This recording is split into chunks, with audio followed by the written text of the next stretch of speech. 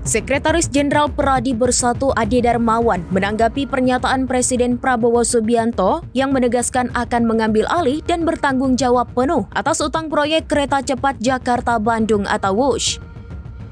Ade menjelaskan bahwa komitmen Prabowo ini tidak seharusnya diartikan sebagai upaya menyelamatkan Presiden sebelumnya, Joko Widodo, dari sorotan publik terkait proyek ambisius tersebut.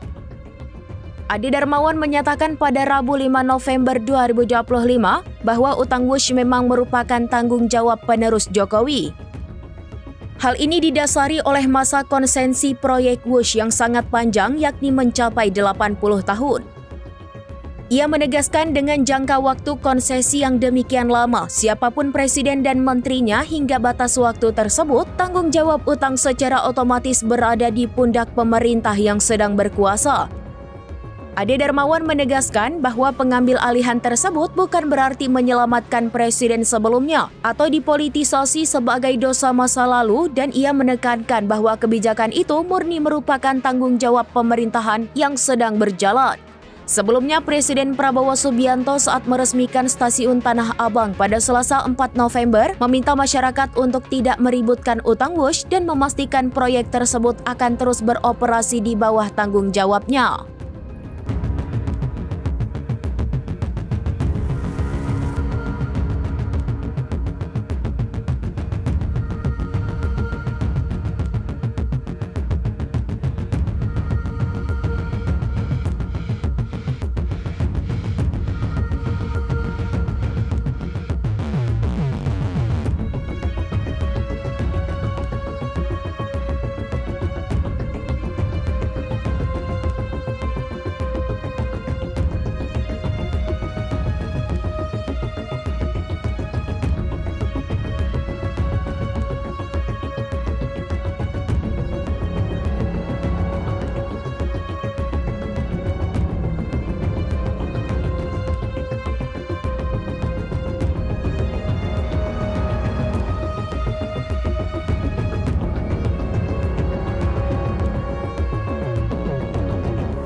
Download Tribun X sekarang, menghadirkan lokal menjadi Indonesia.